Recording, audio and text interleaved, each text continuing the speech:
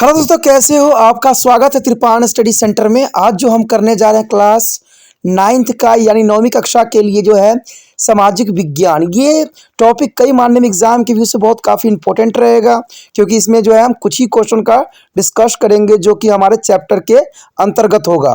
ठीक है, और ये आपके लिए इम्पोर्टेंट इसलिए भी रहेगा क्योंकि ये हिंदी इंग्लिश दोनों माध्यम में समझाया जाएगा। ठीक है, जैसे कि मैंने आपको हर वीडियो में बोला है कि एग्जाम के समय मैं आपके लिए इम्पोर्टेंट क्वेश्चन डालूंगा, तो वो जो है वादा पूरा करने का समय है। तो चलिए देखते हैं हमारा आज पहला क्वेश्चन क्या है। How were the criminal tribe control by the British government? That is the most important question here. How were the criminal tribes controlled by the British government? You understand? The question is the most important here. How were the criminal tribes controlled by the British government? The answer here, once this act come into the force, this community, which were nomadics, is now expected to live only in a notified village settlement. This is the most important point. Once this act come into a force, and this community, which were nomadics, now expected to live only in a notified village settlement. And the next point here, they were not allowed to move out without a permit. They were not allowed to be moved out without a permit of government. And there is the act passed for the third point. The villager, a police were also told to keep a continue watch on them. Okay, there is the village police was also told to keep a continue watch on them. And why this act is the nomadic tribes learn to be live a settled life. Okay, there is the most important question. हमारे समक्ष जो अगला question आया है बहुत ही महत्वपूर्ण है। कहते हैं इसके भी बहुत 3 ही पॉइंट रखा गया है जो कि काफ़ी आपके लिए आसान रहेगा। अपराधी कबीलों का ब्रिटिश सरकार का नियंत्रण किस प्रकार का था? यानी अपराधी कबीला, आपको पिछला क्वेश्चन भी आपको याद होगा, उसमें हम अपराधी जो है रूल रेगुलेशन की बात किया था जो कि 1871 की थी।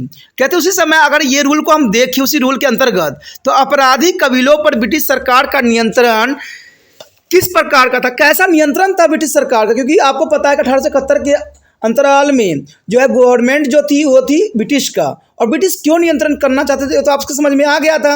और कहते हैं ब्रिटिश के नियंत्रण किस प्रकार की थी, किस तरह से उन्होंने किया था। तो ये क्वेश्चन समझना आपके लिए बहुत जरूरी रह जाता है।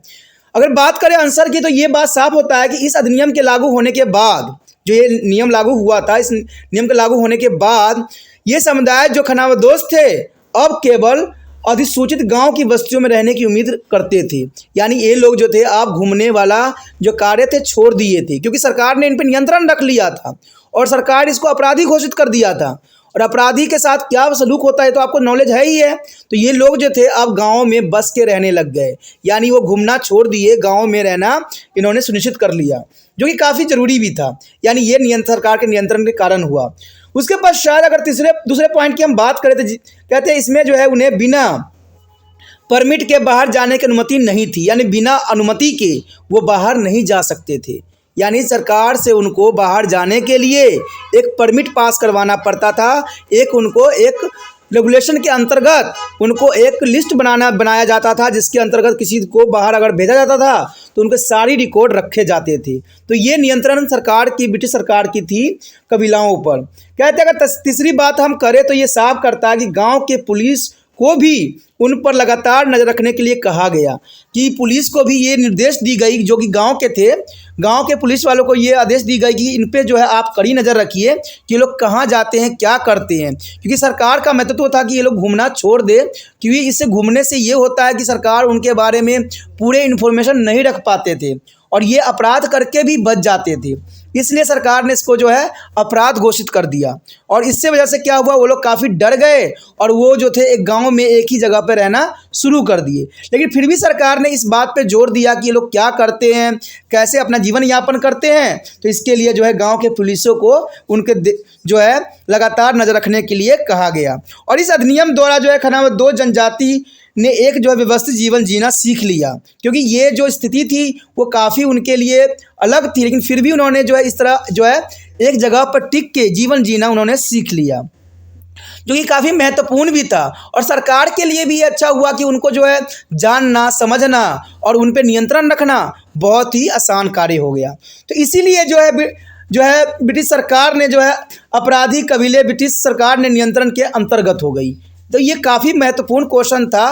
कहते हैं क्वेश्चन समझना आपके लिए ज़रूरी है कि अपराधी कबीलों पर ब्रिटिश सरकार का नियंत्रण किस प्रकार की थी। तो ये किस प्रकार के थे आप समझ गए होंगे कि उन्होंने परमिट बनाना स्टार्ट कर दिया कि बाहर जाने से परमिट लेना पड़ेगा।